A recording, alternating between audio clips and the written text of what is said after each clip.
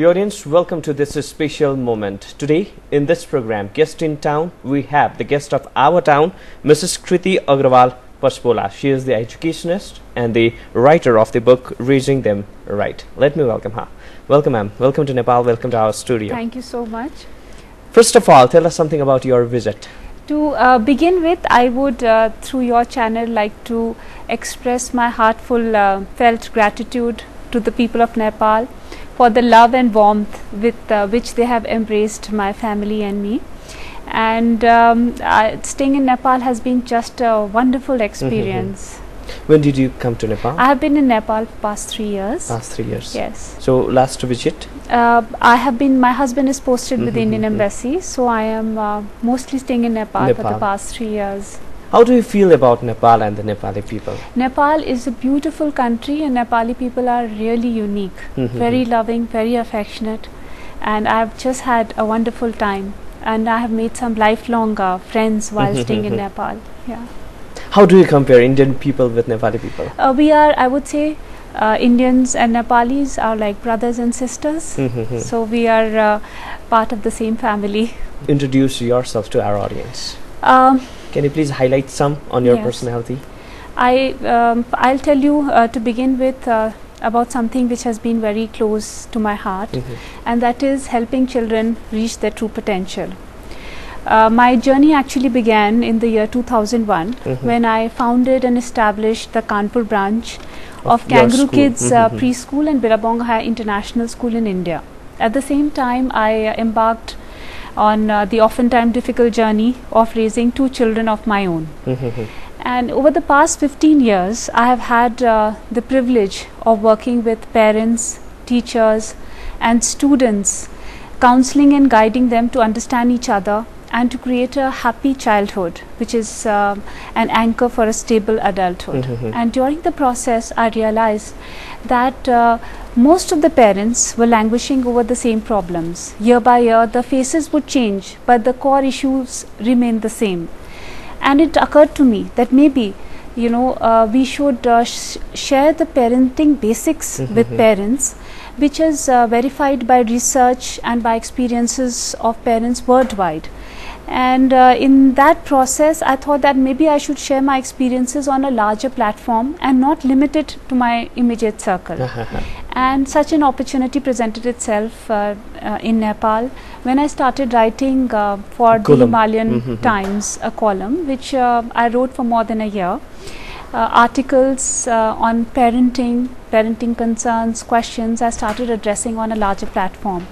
And then compiling those articles into a book was a natural progression of the articles, and that's how the book came up, Raising Them Right. How you were motivated to write in a national daily of Nepal, since India has got lots of national dailies, and you said that you debuted from Nepal. So can you please tell us something about that? While I was in India, I was really preoccupied in running and establishing my school, and that's how I was learning and gaining the experience. When I came to Nepal, I had a lot of free time, and I said that I have to share my experiences and reach out to people, whether they live in India or they live in Nepal. So that's how I started writing for a column in the Himalaya Himalayan Times. What is the response of that column? I had an excellent and a very good response. A lot of people used to write back to me and used to tell me their opinion of the articles and how they have benefited by reading them. And that's how a few people approached me that maybe I should compile it into a book. So that is the main reason, that is the motivation to write the book. We have got the book, Raising Them Right. And yes, the audience, if you want to go through the book, then you can easily get in the market. Raising Them Right. This is basically deals with the child psychology. Can we say that? Yes. Can you please highlight something on this Raising Them Right by Kirti Pasbola? See, Raising Them Right is about parenting, and parenting is about inherent optimism. All parents, each and every parent hopes that their child grows up to be healthy, wealthy and wise. And this anticipation gives us intense energy to give to our child our love, our time and our values. Every parent wants to be known by the achievement of their child. And in fact, it is every parent's dream that his or her child should reach his true potential, and raising them right will help them realize this dream of theirs. Every chapter in this book has useful, tried and tested tips, and if followed, they will help your child develop his mind, body and spirit in a way which will help him reach his true potential. So raising them right will help each and every parent reach their goal. Basically, we can say that this book is targeted to the parents. To the parents, that's right. To help them. Actually, it is inspired by the Bhagavad Gita. Yeah, I just went through the while going through the website. I found that this book is dedicated to, or the inspired by Bhagavad Gita. How? It's based on the principle of Nishkam Karma, that we have to love our children without being selfish. Because and we have to love them with detachment. We have to help them develop their personalities and not have many expectations. The moment we do that, we will help our children blossom. So this is the principle behind every article which is written behind that. Love your children, but be selfless. Do not be selfish. Karma. Yes, do not be selfish. Do not have a particular game. Just help them develop the potential. Maybe some child is good at art, another one is good at maths, third one is good at sports. So just help them reach their potential, and then you will have a prosperous world. This is the principle behind it. How many chapters are there in your book? It has 40 chapters. 40 chapters. Yes. Can you please highlight some the prime chapters of your book? The book is basically divided into 6 sections, and each section deals, one is dealing with the mind, the second is dealing with the body, third is dealing with the spiritual development of the child, plus how internet and technology is affecting parenting and children. Then it is the spiritual development of children as well, how we should begin the lessons of meditation, etc., from the very beginning, and not wait for children to stumble upon it when they are in college or after college as an adult. So there are various aspects of the book. From the base only, one should get the right path there to is children. One section which is totally dedicated to academics and the development of the child in school. What is the kind of school the child should choose? How does a parent identify the school which is a good school? What are the signs of a good school? Plus what are learning disabilities? Sometimes the child is just not able to perform. He's crying to go to school, because children are all born curious, and they why the children they do so? Why they misbehave while going to school? There are many reasons. Once you go through the book, you will come across many reasons. There is one chapter dedicated to that. The child could be having some physical problems. The child may be having emotional issues. The child may not be having friends. He may be lonely in class. You know, the teacher may be too strict, or the child is just getting lost in the crowd. So there are many reasons. Maybe the child has a learning disability, say dyslexia or dysgraphia, and neither. We are talking about the problem of the children right now, and you just mentioned that there are many more problems of children which is mentioned in the book. Can you please highlight some of the more problems which the parents should address while parenting? I have even addressed problems of say sexual abuse, which is rampant in the society. How the parent should protect his daughter as well as his son from such issues, from internet pornography, from technology, from children being who are victims of phishing, etc. on the net. The parent feels that okay, my child is at home on the computer, so he is safe. But through the computer, he can be exposed to many dangerous situations. So how the parent should protect the child in every situation and guide and counsel the child. How he should be an authoritative parent and not an authoritarian or a negligent parent. Authoritative means that you are friendly with your child, but you are an authority. In the home inside also, they are not safe. Yes, they are also not safe. What should be done? How a parent should focus that on their children? Because in our society like India and Nepal, whenever the child misbehaves, we have got tendency to beat them, to punish them. There is one chapter which is dedicated to spanking. Is punishment good or not? Because most of the parents, they think that yes, we have to punish the children. Even in school, the parents they themselves tell to teachers that if our children does some misbehave or some mischief, then go see, disciplining the child is very important, because without disciplining nothing can be achieved. Today if I want to do well in maths, I need to do 10 questions every day. If I do 10 questions, solve 10 problems today, and I don't work for the next 2 months, if I am indisciplined, I will never achieve any goal. So disciplining, I believe, is very important. But there is a difference between punishment and taking away the consequences. So you should take away the privileges of the child, but do not punish the child. Punishment means harsh emotional or physical pain. No child should ever go through any kind of physical or emotional pain. But yes, taking away privileges is very important. You have to explain the child in a very gentle way, and you have to do it through reasoning.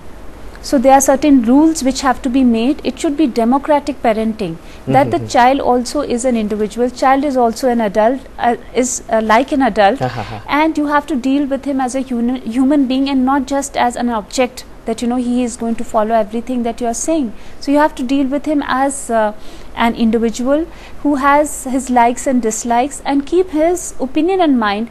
Make rules that okay, if you break the rules, what are the privileges that will be taken away, and then gently discipline the child without spanking. How do you define child psychology? Child psychology is a huge area, and it since you have done your graduation in psychology as well. Psychology, yes, it's a huge basically. Yes, it's a huge area, and it involves every aspect of the child, his mind, body, and spirit. And I feel that just as when the child is born and we train him to go to school to learn mathematics, English, and then only we train him for a skill, say to become a doctor, he does a course of medicine. To become an engineer, he does a course of engineering. But when we become parents, do we educate ourselves that how are we supposed to raise our children? None of us. There is no system in this part of the world wherein a parent is got any knowledge that how you are supposed to raise your children. So I feel that there should be books written on it. There should be courses that any person who wants to raise a family, wants to raise a child, should at least go through a course. That what is it? What are the facts which are there available on and they have been researched before they even attempt to raise a family. So I feel it's very important. Only focusing on parents. Yes. Do you think that parents only plays the important role to give the perfect shape to their children, or some other factors are also there? I feel that when I refer to parents, I have written in the introduction of my book, I mean all caregivers, whether they are grandparents, they are teachers, they are friends who are involved in raising the children. So this term parent actually refers to everybody. Not only the biological parents. Not only the biological parents. It includes the grandparents, it includes teachers, it includes any well-wisher, any adult. You can say guardian. Any guardian. You are right. How school, now let's focus on the school, how school focuses or how school shapes the psychology of child? School is very important because the school is first platform where the child learns to socialize, and social and emotional intelligence is, I feel, a better predictor of success than intelligence. So I feel school plays a very important role, and the parent has to be very careful when he is choosing the school. I have written one entire chapter on that what are the signs of a good school, where the curriculum should be interdisciplinary. It should be Can you please highlight in brief about how a parent should choose the school for their children? Parents should see that the student-teacher ratio is less. Teachers say the classes should not be overcrowded. Even if you put best of teachers and there are 40-50 children in one class and there is one teacher, she cannot look after all 50, because at home we can't even look after one child. We get really tired running behind one child, and the teacher is expected to develop the personality of the student plus educate the student, and there are 50 of them to take care of. So first thing the parent should do is to see that the student-teacher ratio should be less. Say 1:12 is an ideal ratio in primary classes. After that, what is the teacher qualified? the infrastructure. These are the basic things. But more important and most important, in fact, is the curriculum. The curriculum should be experiential. By experiential curriculum, I mean that the child uses all his senses to learn about things. See, whatever is taught in school actually happens in real life. But when we write it in black and white, when we put it in words, then it becomes very difficult for the child to understand. The same thing, if the child experiences, he will never forget what is written in the book, plus he is naturally inclined to learn it. Words are made by humans. Do you agree? We have developed language, and that is the reason of our growth of humans, why humans are so well developed and animals are not.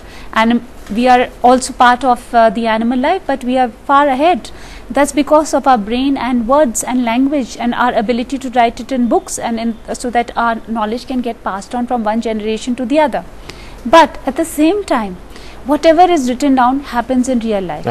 When you use your senses to learn as it happens, the child learns the most difficult concepts. Even if you are teaching him nuclear physics in primary school, he will understand. If he experiences, he uses his eyes, nose, ears, and he touches and feels everything, he will understand everything. But the moment you write it down in the form of books, in the form of words, it becomes rote for him. It becomes very difficult, and his analytical skills are not developed. So in order to get the spark in him burning for a long time, it is very important that we have experiential system of teaching, which is prevalent very much related or very much connected with the system, educational system of the countries in South Asia as well.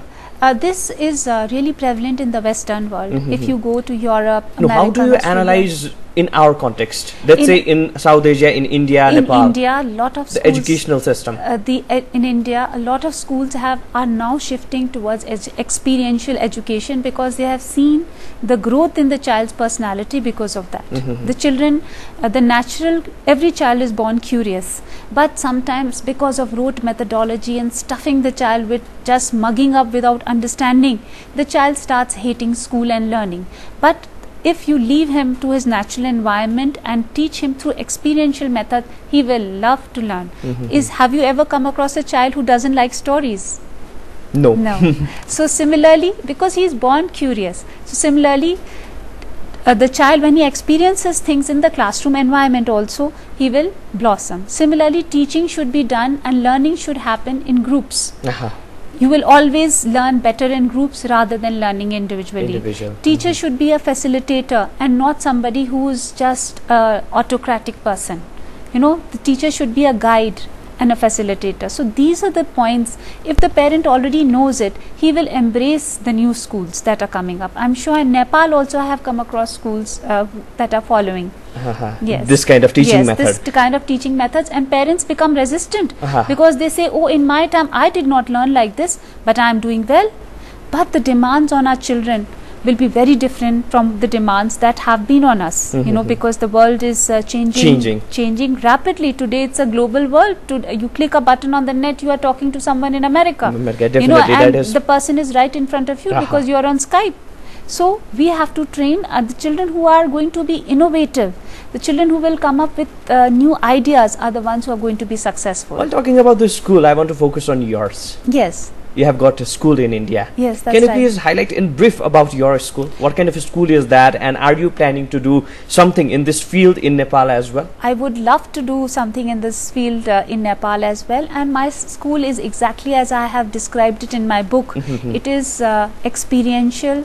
It is the curriculum is interdisciplinary and theme based, and it is today one of the leading, I am very happy to tell you that it is one of the leading schools of the city in Kanpur. Yes. That is so you are planning to do something in Nepal? I would love to if I get the opportunity. So till now you haven't planned anything? I did think of it, but something has not come up as of now. But I would love to if such an opportunity presents itself, because I would love to share the new methodologies of education as much as I can. We talked about, while talking about child psychology, we talked about parent-children relationship, similarly teacher and school and children relationship. Now let's focus on the society, the relatives and child psychology. How the society and the relatives of children mold the psychology of children? They are a very powerful influence after the parent being the first teacher of the child and the most influential teacher. The cousins, the brothers, sisters, the extended family also plays a very important role, and they should also educate themselves by reading books on parenting as well as going through parenting courses. I think we should make it compulsory if we want our societies to really blossom, that every mother, every father who is expecting who are expecting children in the family should go through some kind of training before they start thinking of raising children. This I firmly believe in, because there is so much of research, especially in early childhood and care. Do you know that when the child is from the time he is born, or rather from the time he is conceived till the time he is 8, he has maximum learning. There are this period called windows of opportunity. If you miss these windows of opportunity, the child will learn in the later on in life, but his potential will always be limited. So if you teach him when he is very young, you can teach him 5-6 languages. Same language, if you try to teach him when he is 15-16, it will be difficult. When he is 20-30, then it will be more difficult, because the brain is born with certain cells and they form connections. These are called synapses, depending on the stimulation that they get. There is one chapter in my book on that what are windows of opportunity. It so happens at times that parents say that, oh, child is very young right now, we will send him to just a neighborhood school, we will send him to a good school later when he grows up. But then this is the time where you need maximum love, care, attention, nutrition, stimulation of the child, and parents say that okay, he's too young, because parent doesn't know. So it's very important that the parent understands what are windows of opportunities. How can I increase the potential? How can I increase the emotional intelligence? How can I increase the IQ of my child by giving him the right environment when he is below 5 years? So preschool education is most important, as it lays the foundation of the child's future. Ma'am, you just said that the education system in South Asia, let's say, it's changing. But how do you compare the children of rural area in India and the urban area in India? There is a big gap between the rural and the urban areas. I would say that gap we have to still work on, and we have to overcome the gap, because the similar work is being done now on the same lines, but there is a gap. I guess we are running out of time. Before wrapping up, if you want to say something about your book, about child psychology to our audience, then please. I would once again like to thank the people of Nepal. It was a lovely experience staying here, and I again would like to express my heartfelt gratitude for the love and the warmth with which they have embraced my family and me. And I would say that they will do themselves a great favor, they will do their children a great favor if they read Raising Them Right. My intention is just to spread joy as far as possible to the children of the world. Ma'am, thank you so much that you gave us your time, your opinion to us. And best wishes for your book, Raising Them Right. And it's also available in Nepali. In Nepali language. Yes, I would like you to. This is translated by Mr. Badrikanal. Okay. If our audience, they want to go through this book, then this is available in Nepali as well. All the leading bookstores of Nepal. Thank you so much once again for your time and opinion. Thank you so much. Thank you, dear audience, to you as well for your time. Please do stay with us for more news and entertainment packages.